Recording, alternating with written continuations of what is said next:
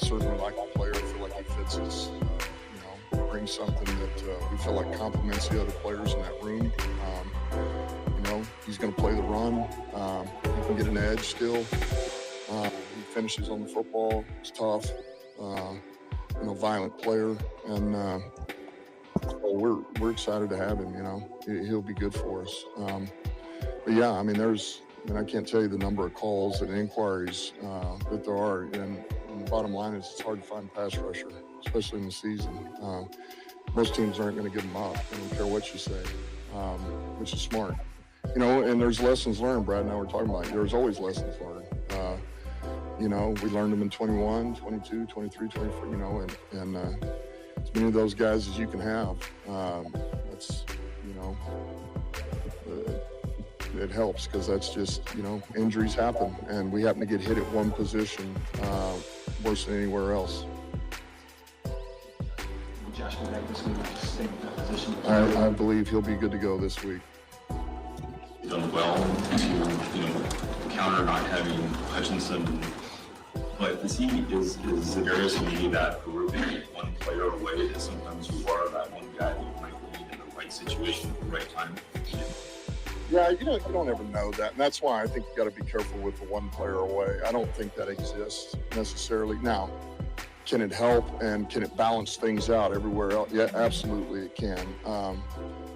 But it's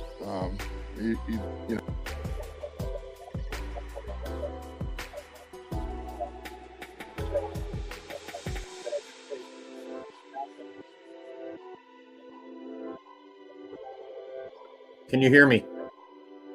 Yes.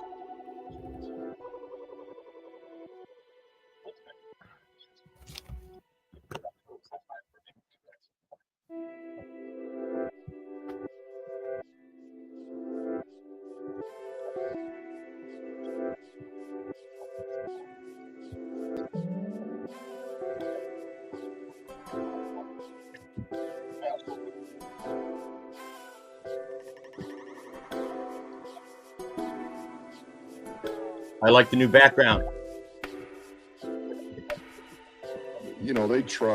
They trust us enough to know, like, if we're making a move or not making a move, it's for the best of the team. Like, they know where we're at. Core of this team, we've been together 4 years, and so I think they're good with, hey, man, if we're bringing somebody in, we need him, he's going to fit. If not, then we're good with what we got, and these are our guys, and we go to war. So, I know they'll embrace Za'Darius. He's going to fit into what we are, what we do. I know that. The guys are going to love him. And I think it's going to be a good fit. Lessons learned. Teams don't like to give up pass rushing, but what other lessons were learned at this deadline throughout this process? Well, I think that's just the biggest thing is, injuries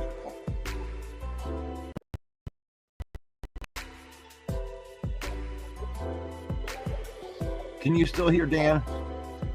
Oh, not now. Okay.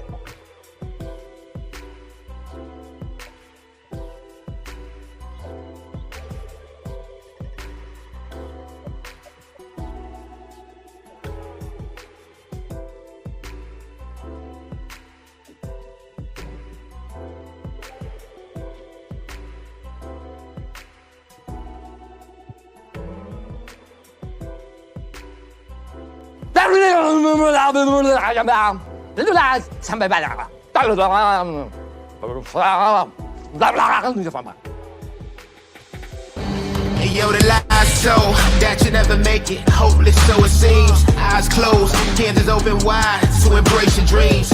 Sometimes you gotta take a loss just to get the win. Like lots of sin was popping in like oxygen when boxes wet. Focus on the mental, never lose like a smooth instrumental. Better choose on the move in a pinto. Choose what I get to, never lose move on the move, but it's simple. Never give up and we running it maybe. We just keep winning, we conquering daily. Envision and pay me, it's never this way. We indigenous, maybe we winning this crazy. Your opportunity, your opportunity, your opportunity. It's your opportunity, your opportunity, your opportunity, your opportunity.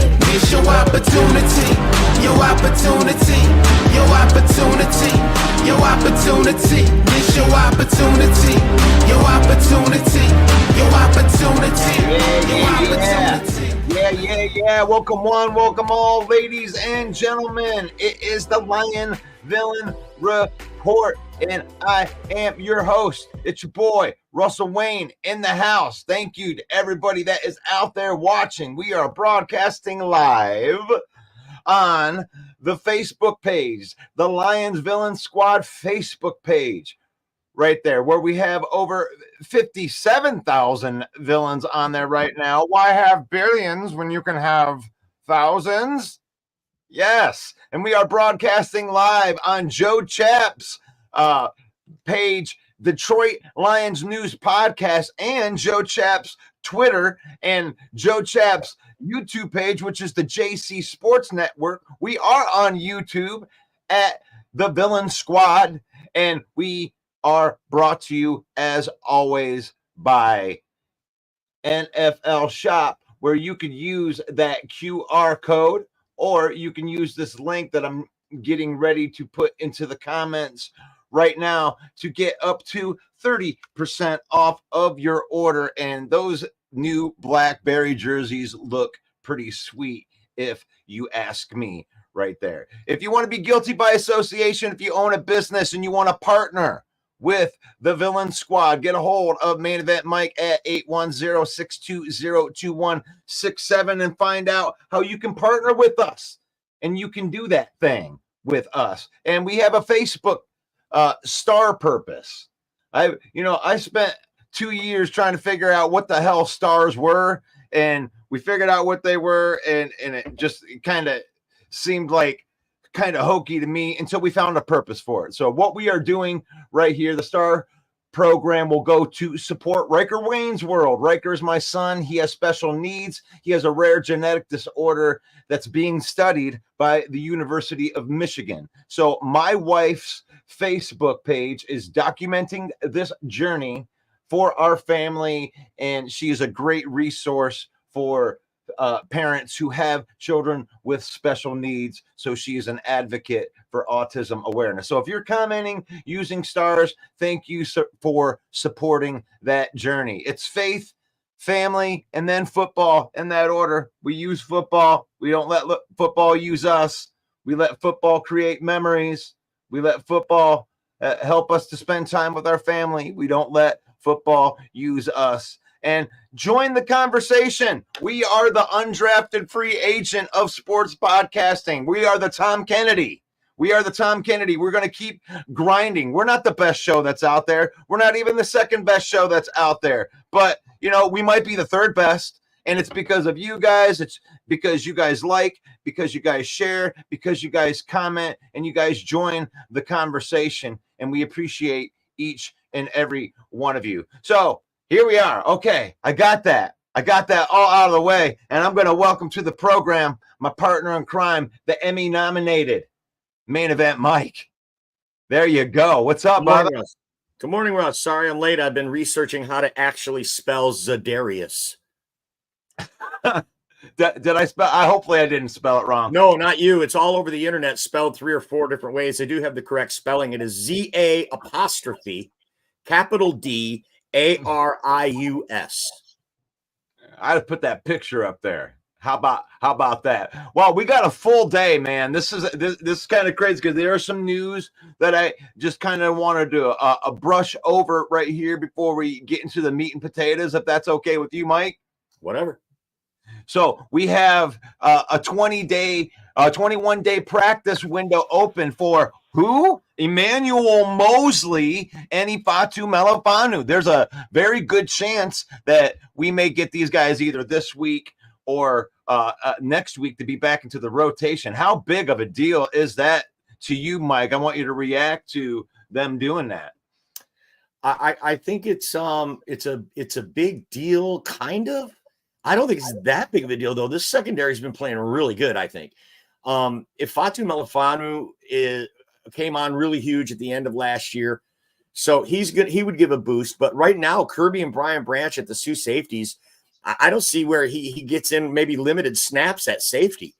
He was drafted out of Syracuse as a corner. He's a long player, long arms. So he might give us some help, maybe in the slot even. He's really good rushing off the edge.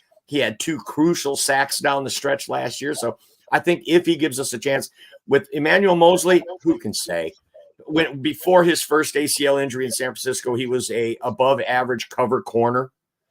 I mean, anything that we get out of him would be a bonus. I don't want to get my hopes up for Fatu Melifonwu. Or for Emmanuel Mosley. Let's let that be a big surprise if he performs well. All right. Well, I'm going to say hello to everybody in here and then and do a little reaction. Before I'll do the reaction right there. Fatu Melifonwu, Mike, this is huge to me because he played the safety position from a pass rushing. I mean, the guy had I don't know what 5 or 6 sacks last year.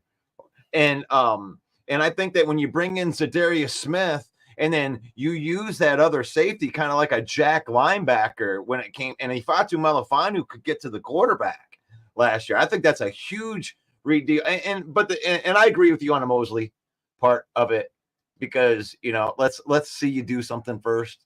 It's nice, glad you made it back, but Amik Robertson is playing that slot corner position lights out. So if it ain't broke, don't fix it. You can subscribe to the YouTube channel right there, which is at Lions Villain Squad. I know the page says Villain Squad on there, but we're the Lions Villain Squad. And you can go there and subscribe to that. And we can feel you right there. Good morning to the Central Scrutinizer. Right. Good morning to Chad. Good morning to Scotty Reno's in the house. Let's effing go. Give him some drops in there. Fred Peterson. Didn't hear it. Huh? Didn't hear the drop. Oh, really? Nope. Okay. Go ahead and say hello to some of these people in the comment, and I'm going to reset this thing. Ready? Oh, I certainly will. Go. Shada says, much love, brother. We have seriously autistic 54-year-old nephew, a 6'4", 260 pounds. He's a handful. God bless you, Chada. My goodness. Single Dads Club in the house. What's up, guys? And John in the house says, if he's a big culture guy and big on special teams, that's a good call out. Still need me to keep going? Can you hear me? Can you hear me? I can hear you, but I don't hear any drops. How about now? No. Nothing? I'm not getting my frickin' drops. But it is Prediction Thursday, and we do our lock picks. Last week, Russell Wayne picked 9 out of 15. I picked 8 out of 15, a little over 50%. Sorry about that. Our lock picks, Russell Wayne hit also. He is 6-3 on the year. That's 66%. If I'm not too dumb, I went to Flint school, so I don't know. I am 5-4 on my lock picks, and we are going to do some predictions for you today and hopefully hit on those lock picks. We got a heck of a slate of games we're going to run through for you today. We can hear you just fine, Russell. It's the drops. Yeah, and that's fine. Henry says he hears the drops. Oh, okay, cool. Well, that's even better. All right. One of the other things I wanted you to react to, we do have Jameson Williams is back from suspension. They're going to have another playmaker out there for this week. Mike, give me a reaction to the Jameson Williams coming back. I like it. I'm going to go 5 catches for 85 yards and a touchdown. That's a super nice stat line for a wide receiver 2 on any team. But J-Mo coming back, he's going to be pumped up. The team's going to be pumped up. I think he's going to give the offense a boost as well, just his presence out there.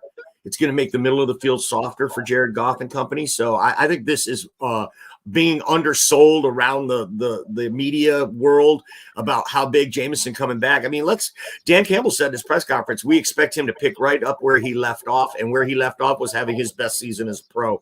So John agrees with me. He's going to outdo me by 1 catch and 1 yard, 6 receptions for 86 yards and a touchdown. Okay, John, you win. Oh gosh. And I'm really this offense is so special because of the way they can attack you. And it's like Jameson Williams could have everything from 1 catch for 5 yards and a bunch of blocks that spring touchdowns to he could have 8 catches for 80 yards and 3 touchdowns because they couldn't stop him. And if they decide to use him in the offense. So I love the way that we can attack people because it really, you can really see Ben Johnson's wheels start running in the middle of the game where he's like, oh, okay, you're trying to stop me. You're trying to stop me like this. Oh, okay, I'll just do this, this, and this. Oh, okay, you can't stop that. And then they just do that for the rest of the game, and they can't be stopped when it comes with that. But I do have some other stuff, but I could probably save it for tomorrow's episode. But just so everybody understands how our flow goes. I mean, I do believe we have the best division in football. Overreaction Monday. That's every Monday. Every Tuesday, we're doing PFF Tuesday. We're going over all of the nerdy stats from the game before.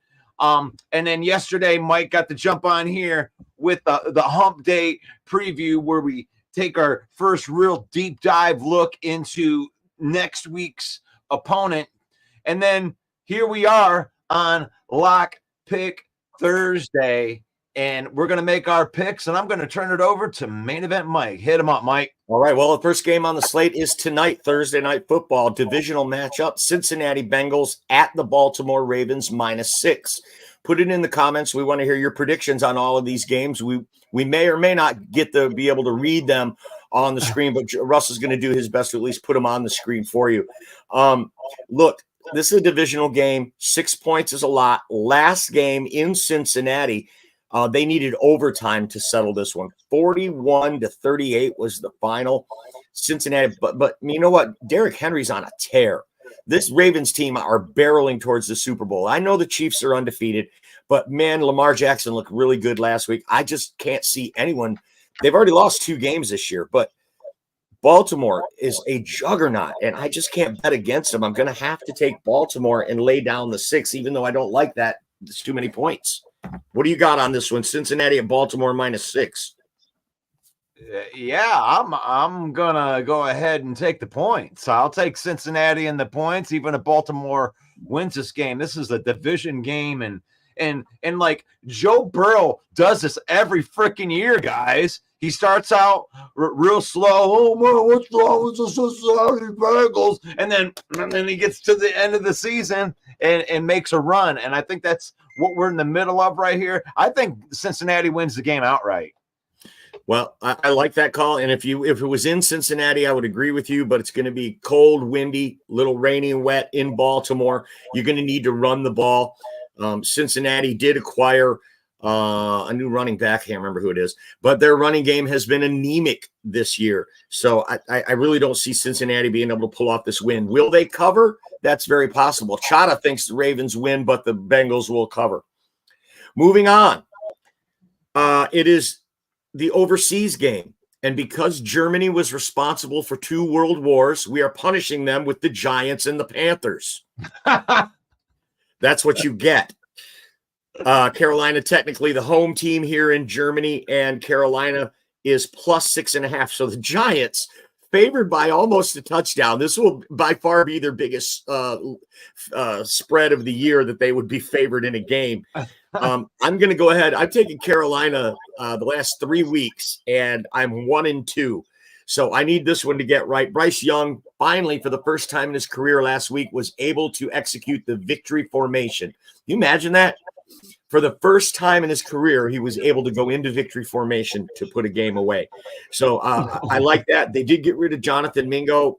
Thielen's out. I don't know really what they're doing. Didn't they just get rid of Deontay Johnson as well? So, I mean, I don't know who he's going to throw to, but I like the 6.5 points. So I'll go ahead and take. I think it's more about it's not my belief in Carolina. It's my non-belief in the Giants. I'm taking the Panthers. Yeah, I'll take the Panthers and the points as well. Yeah. All right. All right. Next game is another divisional matchup. It is the Atlanta Falcons in first place in the division at the New Orleans Saints, who are in Tom Petty land. They are free falling for sure. I got to make that slide. Thank you for reminding me. They just got rid of arguably their best defensive player, Marshawn Lattimore. They have no one playing quarterback. Derek Carr might come back, but they won their first 2 games and they've just lost. They fired their coach. They are at home, but Atlanta's just too much. And I think 3.5 is not enough for Kirk Cousins and company, who are finally starting to get it humming this year. So I'm going to take the Falcons in a no-brainer. That's right. How can I bet against Kirk Cousins when I got the best drop in the business right here? Right there. The Atlanta Falcons are going to go against the New Orleans Aints. They've quit on their season, and 3.5 points ain't enough. Give me the Atlanta Falcons, and I'll minus the points. All right. Look at all these Falcon love right here, Mike. Mm-hmm. Look Yeah, at them it's all. pretty good. And that right here on the Villain Squad, we actually, at the beginning of the year, this isn't a big surprise for us. They were a little slow coming out of the gate, but I really think that up and down the roster, this team is great. Raheem Morris, the players love him compared to Arthur Smith last year. They're really getting the most out of everyone. Atlanta is going to be a problem. And right now they're leading this division. I don't see anybody with the injuries that Tampa Bay has, Carolina, New Orleans in this division. Atlanta's going to run away with this division as we predicted. Hey, Derek Carr. Hey, Derek Carr. How are you doing today, Derek Carr? Oh, okay. I guess we'll move on. Was there a drop in there? Because for some reason I can't hear the drops. Anyway, next game on the docket. Those Buffalo Bills at the Indianapolis Colts. I'm taking the Buffalo Bills. I'm done betting against Josh Allen. He's burned me all year. I finally ride with him last week, and they win, but they don't cover. So all year long, I've lost on the Buffalo Bill game. I haven't won one this year, but Indianapolis, 4 points. I think they can cover that. I'm taking Buffalo on the road, giving up 4. What you got in this one, Russ? Buff at Indy. Oh my gosh, yeah, I'm riding with Josh Allen. I'm gonna minus the 4 points. I know he burnt me last week, but I'm not that hurt about it. Well, three out of 4 we've agreed on so far. That's awesome. Detroit Fan Man says, "Sorry, Russ, but he's not hearing any drops either." So it must be if you're like really good looking, you can't hear the drops. I guess. Yeah, I'm not understanding that. Like. Yeah, I know. How can some people hear it and some people can't? I don't get it. Well, I'm a Capricorn. Maybe that has something to do with it. Next game on the docket. The division rival Minnesota Vikings at the Jacksonville Jaguars plus 4.5. Look, folks, I don't know what's going on with this Jacksonville Jaguars team. They've won 2 ball games all year. You look up and down their roster, and they've got great players. Doug Peterson's a renowned play caller and a good coach. Why can't the Jags get off the schneid? Well, I don't think they're going to do it against Minnesota. The 4.5 points, though, is too much for me with Jacksonville at home. I think they're going to keep it close against Minnesota. I'm going to take Jacksonville in the points, but I do expect Minnesota to win this game. Yeah, this one's a really, really hard one for me because that half a point is, and really it's a 1.5 on that. And Jacksonville's so damn talented. You're just waiting for them. You're just waiting for this whole thing to come together. And I think it could be a close game. So that's why I'm going to go ahead and take Jacksonville plus the 4.5, just because I think that they could lose the game. And I think that Minnesota might end up winning this game with a last-second field goal because they're in control at the end, Mm-hmm. I like that call. Next game on the docket is a divisional matchup. It's Denver at the undefeated Kansas City Chiefs minus 7.5. I do want to take a minute on this one, Russ, if that's okay. The Kansas City Chiefs are 8-0. And is this the most ho-hum 8-0 team you've ever seen in your life? Like, ooh, they're 8-0. No, it's like, they're 8-0. Because they're so efficient. Because Patrick Mahomes and Andy Reid together just do damage. They just figure you out like a Rubik's Cube, and they find a way. Last week, we thought Tampa had them by the nuts, and they pull it out. Then in free agency, in my opinion, they're the big winners. They get Josh Uche as a rotational pass rusher help for the playoffs, and then they get, of course, DeAndre Hopkins last week, 2 catches, 86 yards, and 2 touchdowns. 5 catches, 2 touchdowns, 86 yards. They're the big winners at the trade deadline. They are undefeated. And by the way, folks, it's not some powder puff schedule that they beat. Let's take a look at real quick who the Kansas City Chiefs have beaten. In week 1, they beat the Baltimore Ravens. They beat the Cincinnati Bengals. They beat those Atlanta Falcons we were talking about. They beat the San Francisco 49ers. Okay? They've gone through the toughest part of their schedule already. The remaining teams on their schedule that even pose a threat: Buffalo, Pittsburgh, and Houston. I mean, I feel like Buffalo's the only real team with a chance to knock these guys off. Buffalo, Pittsburgh, and Houston. After that, they get Carolina, Cleveland, Las Vegas, and Denver twice, including this matchup in Kansas City, -7.5. At some point they have to lose, is what you have to believe. But 7.5 might be enough because this Denver defense is playing so good. But I can't bet against them. I'm going to go ahead and take Kansas City, and I'm going to lay the 7.5 because they're at home. I love that call from Jeffrey. KC's the worst 8-0 ever. Should have lost at least 2 of their games without favorable officiating. Wow. And wasn't those false starts? How do they allow that tackle to pull off the line? It seems like in every Kansas City game. It's unbelievable. That's a good call out, Jeffrey. I mean, we don't like blaming the refs on this show, but certainly something is afoot when, Stevie Wonder could see that was a false start. Central Scrutinizer says the Broncos will cover, especially after last week's thrashing. Ooh, when they thrash New Orleans, you mean? You think they're getting it together? Paul Jones says Broncos to cover. Thanks, Paul. He's a supervillain. Appreciate the supervillains being in here today. If you'd like to be a supervillain too, head on over to our group. It's called Lions Main Event. And you can post your own opinions over there. Post your own pictures and content on our group. 25,000 members. Let your voice be heard. That's Lions Main Event, MANE, Lions Main Event on Facebook. That's our group.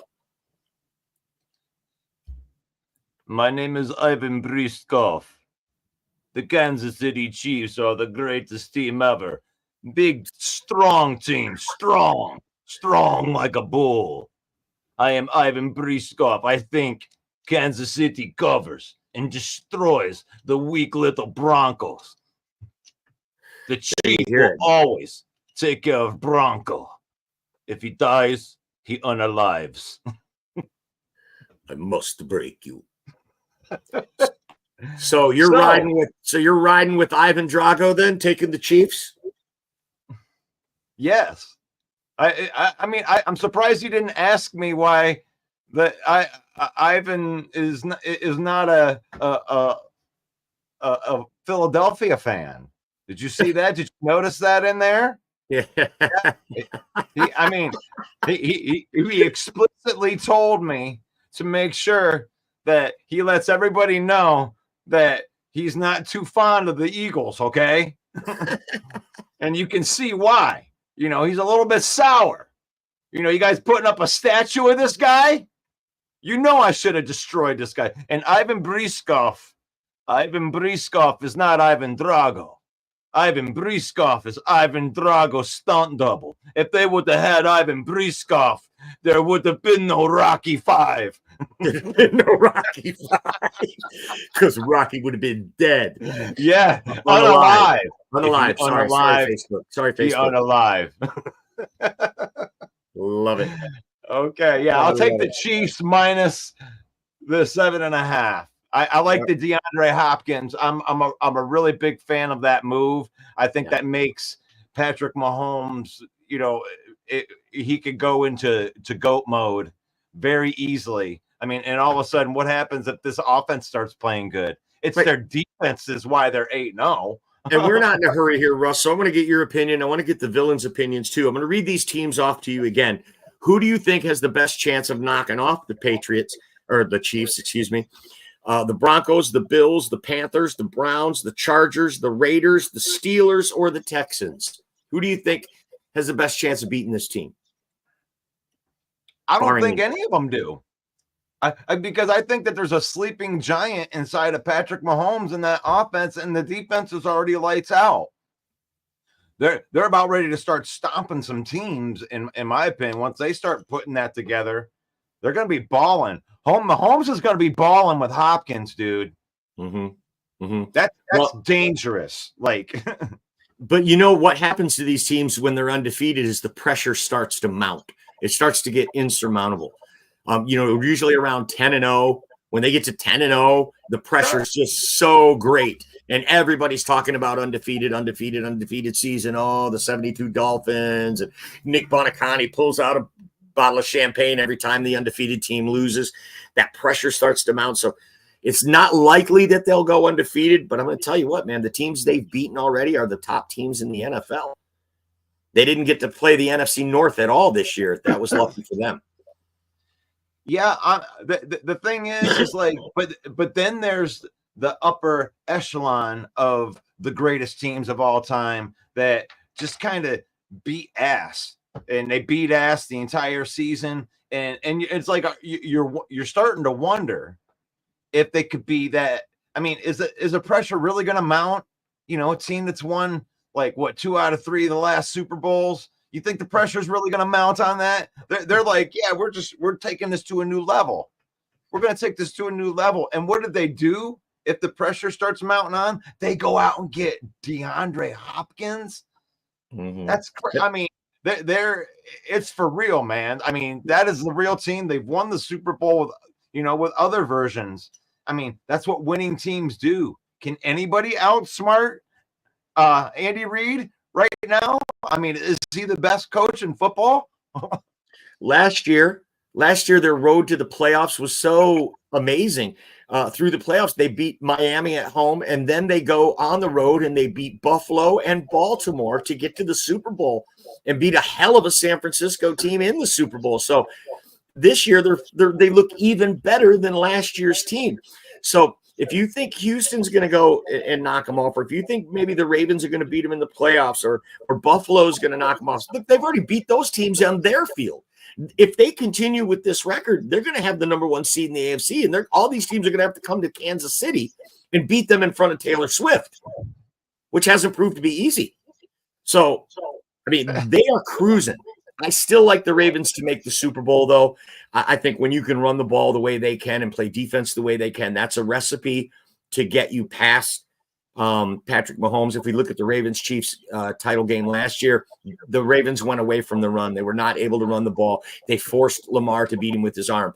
But Lamar looks better with his arm this year than ever. I still think the Ravens will beat them and get to the Super Bowl, but you can't count against these Chiefs.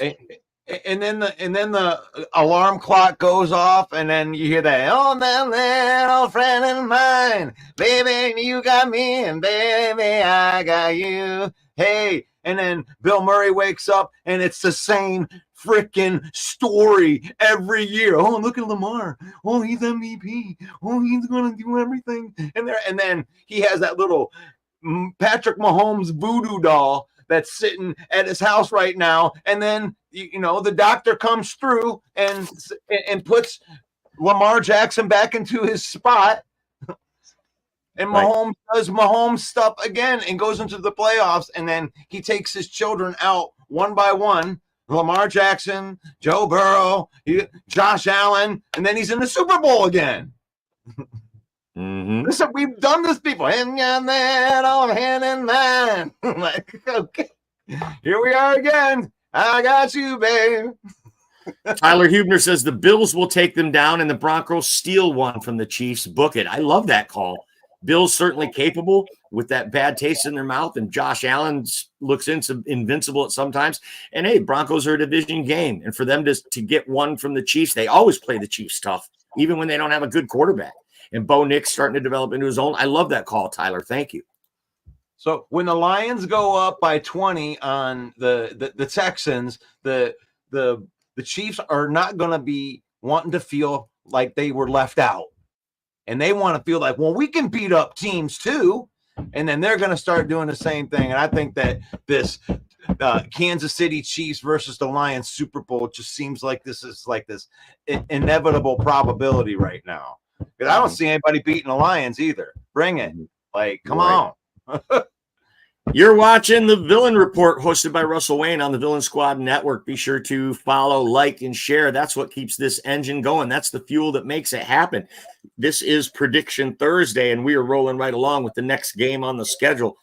The Pittsburgh Steelers travel at the red-hot Washington Commanders, one of the winners at the trade deadline by acquiring Marshawn Lattimore. That gives them a bona fide number one corner, something they haven't had in years. He is 32 years old, I believe, and nursing a hamstring injury, and they gave up really a lot of draft capital to get him. But Jaden Daniels, rookie quarterback sensation, they are -3 against Pittsburgh. I think it comes crashing down this week. I like Russell Wilson and Mike Tomlin to go into Washington and win this game. I'm taking the Steelers, and I'm getting 3 points. Oh, I love it, man. I thought that you were gonna go against me on that one for a minute there, you know. And I'm with you, dude. Like there are very seldom times that you could look back in history that if you took Pittsburgh in points, period, just look back through history, take Pittsburgh in the points every single time, and you probably came out a big winner. So give me Mike Tomlin, give me the Pittsburgh Steelers and the 3 points. And those Steelers are on the schedule for the Chiefs too. That could be a game that could be a team that could beat the Chiefs. In order to beat a team like the Chiefs, you have to be willing to play the nasty game. And you know what I'm talking about, that ugly game. Get in the middle, and it's all about the uglies in the middle. That's why I have a Frank Ragnow jersey, because I believe in the big uglies, because the big uglies make it all work, you know. Oh, look at Jameer Gibbs. He's going to have 1,000 yards, and David Montgomery's going to too. Like, where do you think that comes from? Those giant holes that you could drive a train through. You know, it's like I believe in the big uglies too. Just look at my dating history. Moving on. New England Patriots at the Chicago Bears -6. Where's our Bear fans at this morning? I'm taking the Patriots on the road, and I'm getting 6 points. I think there's too many distractions around the Chicago team. I think the Tyreek Stevenson thing in Washington. Now you got the DJ Moore thing walking off the field. Caleb Williams tweaked an ankle. There's rumblings about firing Matt Eberflus. Every Chicago Bears fan is going to bed at night and praying that Ben Johnson will come to their team. I just think there's too much negative juju around this team. I'm going to think the Patriots are going to at least cover in this one. And Mike, you were wondering where the Bear fans are right here, and I have something prepared just for you. Are you ready? I'm ready. In the arms of the angel, far away from here. That's where they went. They're in their little dark, cold hotel room, crying their tears away because they talk so much trash on the show. Now they're so embarrassed, and now they ghost the villain. For just 96 cents a day, you can sponsor a Bears fan. You can sponsor a Bear fan. We're wondering where they went. They might come back. Every once in a while they pop in, but not so much anymore. And the thing is like, you know, Mike, we're going to be here even on a loss. You singing the Sarah McLachlan song. Hold on, I got to get over that. In the arms of the angel.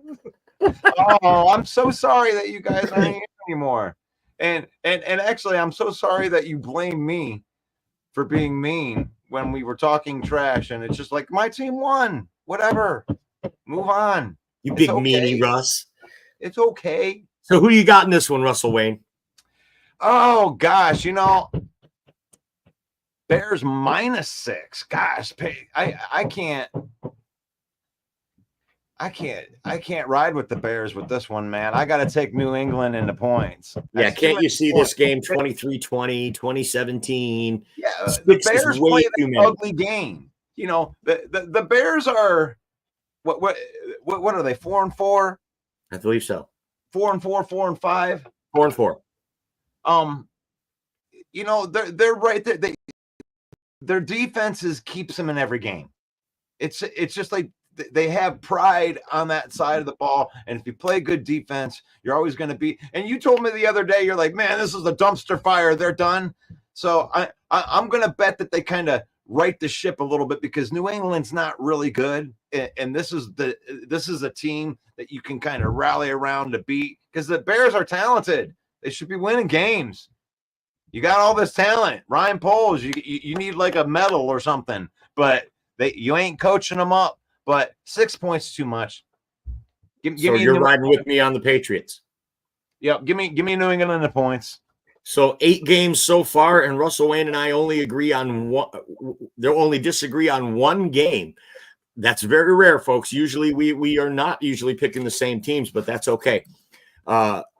We want you to take these picks with a grain of salt, but we're trying our best to give you the best analysis we can for these games in case you happen to be using us to bet some money.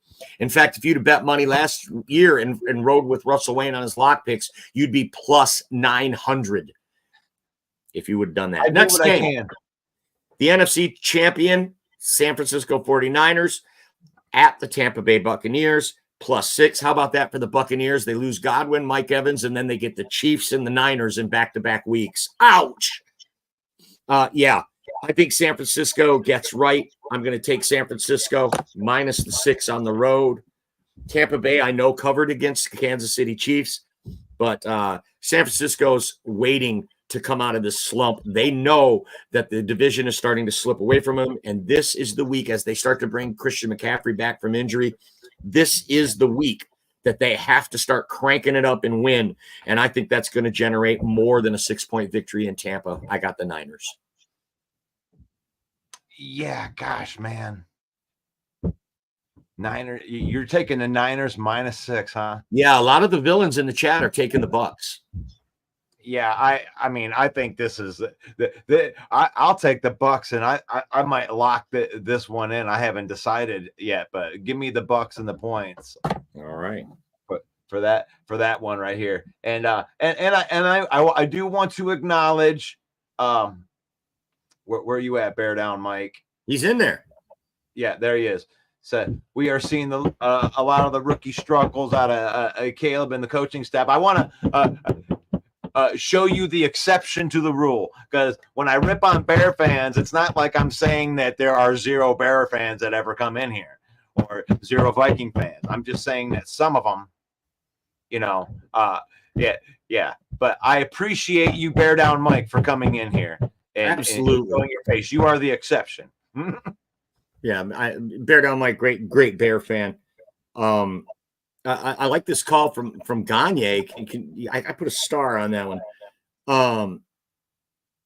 So a lot of the villains taking the Buccaneers in this one. I'm sticking with my pick though. I'm taking San Francisco, laying down the 6.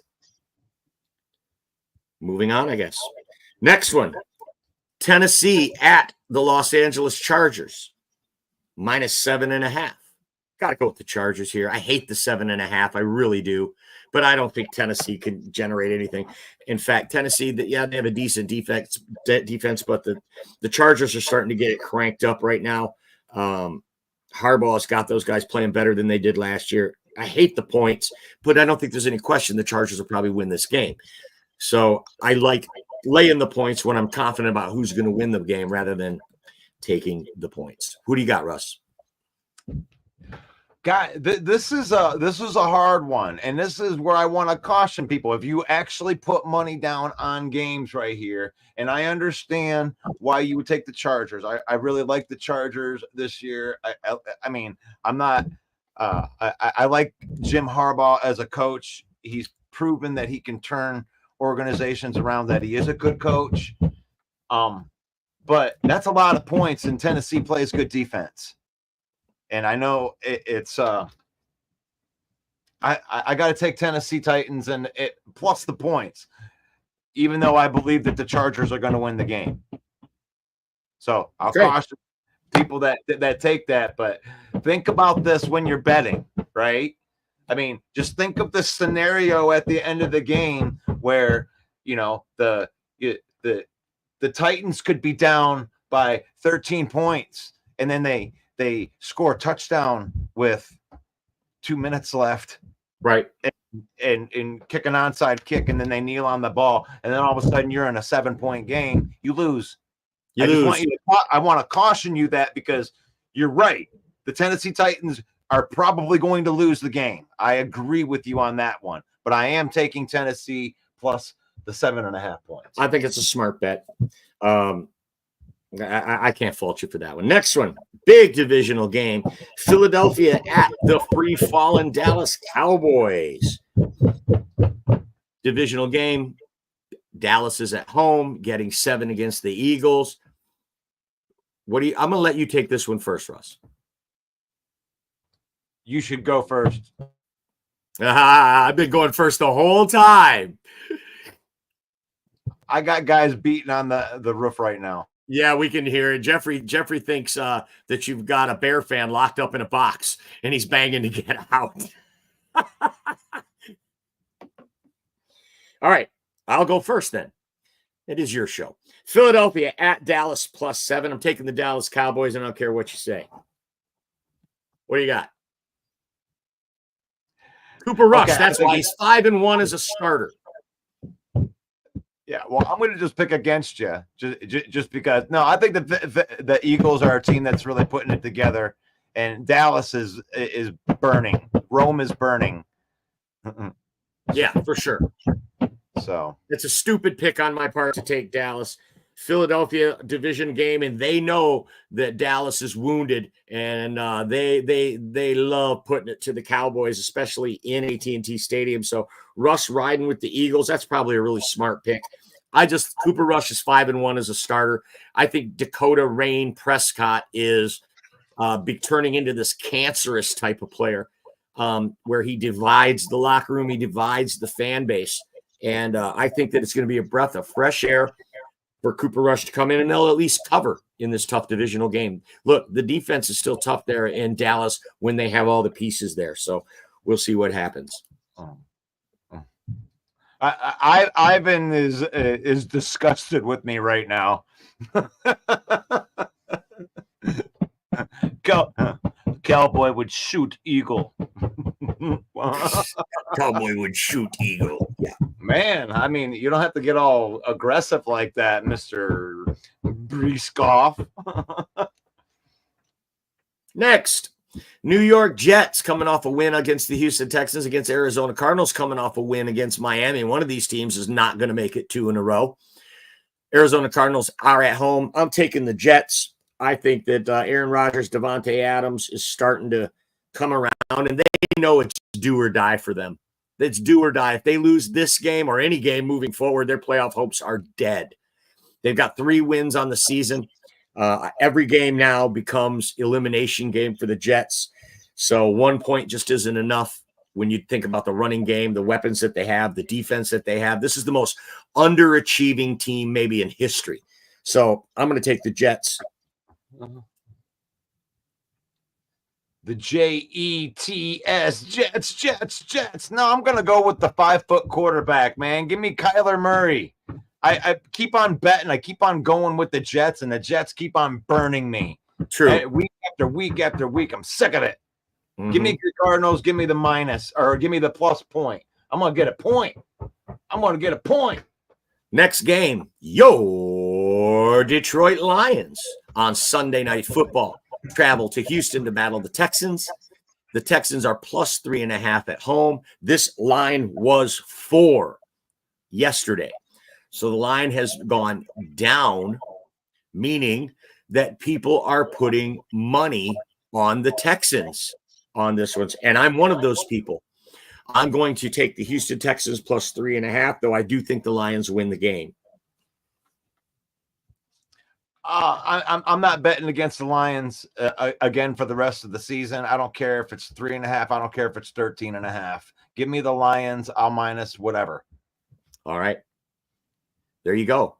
Come on, One Pride in the comments. Let's see what we got in the comments. Russ, do a rundown for us. You want me to do it? Danny Painter. Danny Painter thinks 32-27, the Lions win by 5 points, which would cover the spread. I love it. Paul Jones, Lions by 13. Davey, Single Dads Club, says Lions by 1,000,000. 4-point victory from Chata. Lions by 10 from Tyler. I love it. Dwayne says Rams, even though they're not play until the next game. Oh, he's making his He's making his pick early, Dwayne. You got ahead of me there. I love it. So there you go. Russ takes the Lions, laying 3.5. I'm taking Houston, getting 3.5. And then the final game on the docket for this week is the Monday night game, the Miami Dolphins at the Los Angeles Rams. This is a tough one. I'm going to go ahead and take the Rams, though. I like the home cooking, the home field there for them. Oh, you lost your sound. Oh, you're picking it now? You want me to pick it now? I thought we waited till Monday on that one. Oh, shit. Oh, shit, you're right. My bad. We've got a new thing, folks, where we're not picking the Monday night game today. You'll have to tune in to the Main Event Football Show on Monday night at 7 p.m. Eastern Time on this very network, where we talk about things off the beaten path. We look back at the Lions-Texans game. We also look ahead to the Lions-Jacksonville game. That'll be the Main Event Football Show on Monday at 7 p.m. Eastern Time, hosted by yours truly. And that's when I will give you my pick for Miami at the Rams. Maybe the line will change by then, and it'll change my pick. So there you go. Now it's time for lock picks, and then I got to jump off of here. So, Russ, I've been making all the picks first. I'm going to make you make your lock pick first. Yeah, man. Let's see. Russell Wayne is 6-3 this year on the lock picks, and I'm 5-4. Yeah, I'm going to go ahead. I'm going to make my lock pick the Tampa Bay Buccaneers.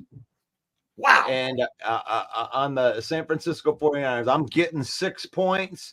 That feels really, really good. Tampa Bay's been playing teams rugged and playing teams close. So even if you do get a victory against them, they stand tall.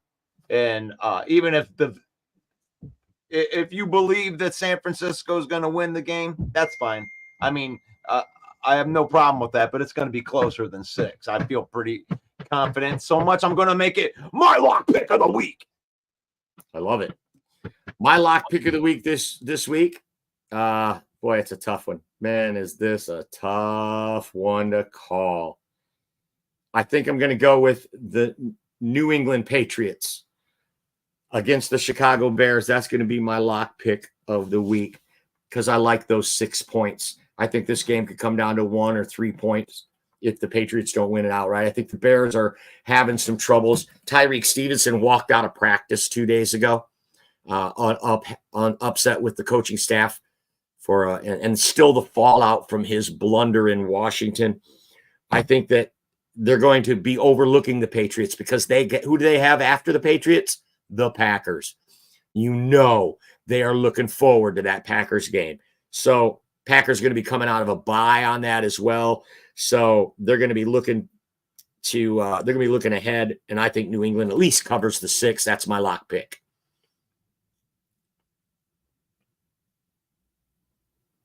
We've lost your sound, Russ.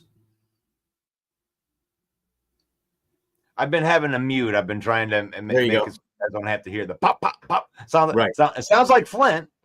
No, New England.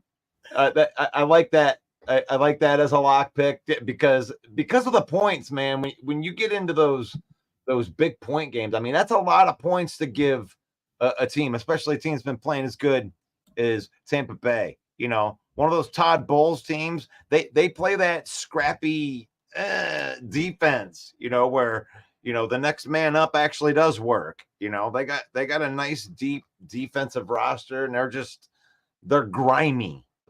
And grimy teams, you know, they play close. They play you close. Like the Jets. Like the Jets are going to play in a close game. That game's going to be close. It's only a point. It's only a point in that game, but it's like you gotta be okay. Even a high-powered offense like the Lions, like you go in against a team like the Jets just kind of they play you like it's like walking through the muck and quicksand, trying to play some of those defenses because they just kind of suffocate you. So there you go. 6 games on the schedule that Russ and I differed on our opinion. Russ takes Tampa Bay as his lock pick. I take the New England Patriots as my lock pick. Hopefully everybody will be on here Monday morning and Monday evening because we got 2 great shows on Mondays. I'm Main Event Mike, and I got to get out of here. Take care, everyone. That's Main Event Mike. Yes, helping me out on Thursdays in here with the lock picks. Got Thursday night football tonight. That's a big division matchup right there. And so thank you everybody that's been participating in the lock picks, making sure we get some of these in here. The cards. Oh, yes.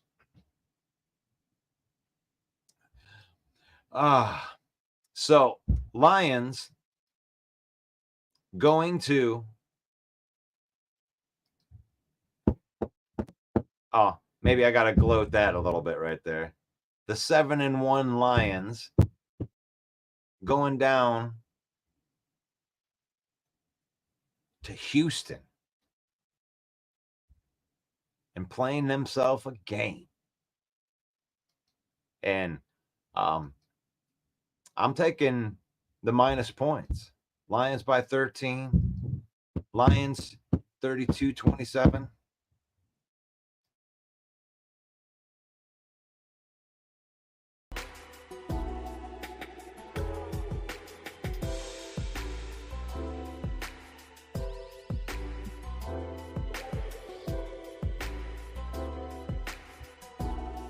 I love these comments.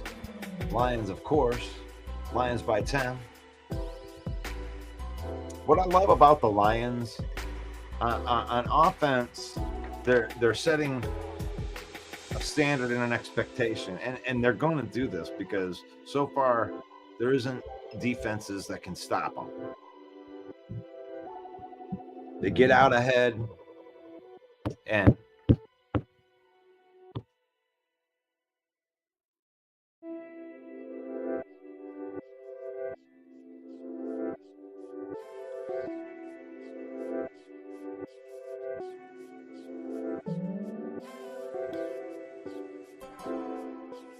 other people, other coaches, like, why are you so confident he's definitely there? Yeah, we've got enough, I think, people that speak highly of him that I know, players and coaches, and they all say the same thing about him. Team guy, hard worker, tough, loves the game.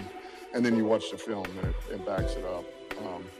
So I can't imagine that all of those guys would lie to me. Did you have a chance to talk to him post-trade? And what was Yeah, I did. He's fired up. He's fired up. He's excited to be here. He's ready to go. You know, he said everything that you would want to hear, man. He's going to give everything he's got. He wants to help us win, and whatever we ask him to do, he'll do. I don't want to get into that. Home comment for Aaron Glenn. I was wondering if you could just talk about the type of person and coach he is that you know that's made him so successful. Yeah, I mean, there's a number of things. First of all, he's salt of the earth. He's an unbelievable human being. You know, he's a man of high character. He's a grinder. I mean, nobody works harder, longer than he does. He's a student of the game, you know, for a guy that has learned so much. He wants to learn more and more. And he's just constantly looking up better ways to do things, other ideas. You know, I think he's, you know, he's strategic. You know, the things that we go into the game with to attack opponents, I think is, I think it's some of the best in the league, man. And then when you start losing a couple of pieces here and there, and now you're still trying to attack them, but you've got to use what you have on the roster, I think he does an outstanding job. You know, he doesn't have bad days.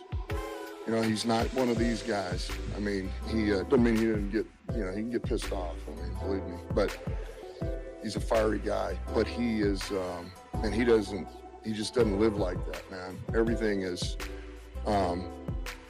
hey, you tell me what it is, you tell me what we got, we're going to make it work. And we're going to make the most of it, and we'll be good. And, you know, he's just positive, upbeat, grinder.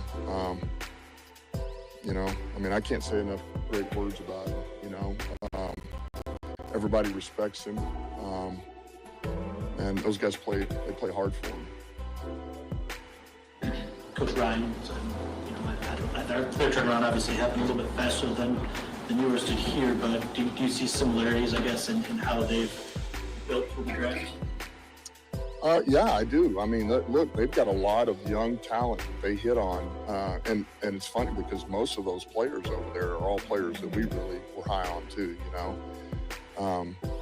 and so when you see that and you see some of these players, you're like, man, that was a good one, that was a good pick they got there, and you see how hard they play and the type of football players they are, and so I do think there's a lot of similarities, and there again, I think they've drafted well. I think D'Amico's done a hell of a job going in there, and just the style of play that they have. I think the quarterbacks played well. They got one there, and they're like anybody else. They've had to go through some injuries and stuff this year, and they're battling through it, and they're still one of the top teams in this league. So they're finding ways to adapt and continue to win. So it'll be a challenge. Yeah, sorry about that. They're putting a new roof on my house right here, and I figured while that was going on in the background right there, before I said goodbye to you guys, it doesn't look like it's going to get any better before it gets worse. But this is the Lion Villain Report. You can join me every morning at 10 a.m.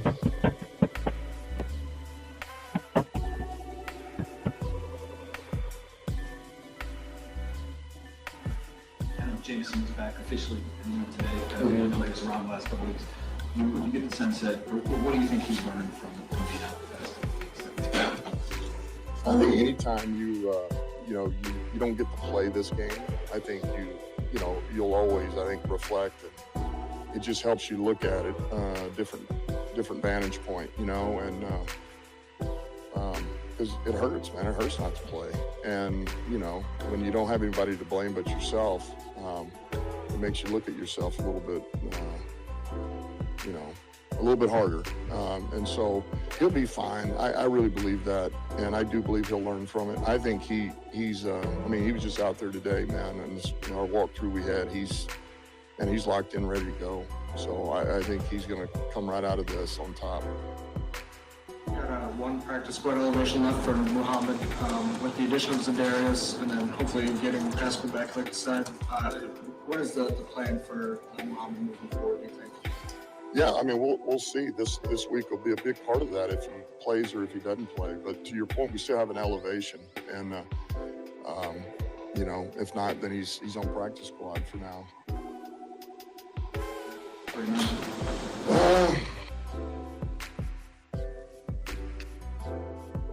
All right, I'm gonna turn into a pumpkin right here for everybody, but I want to make sure I say the blessing over your life, because it's faith, family, then football.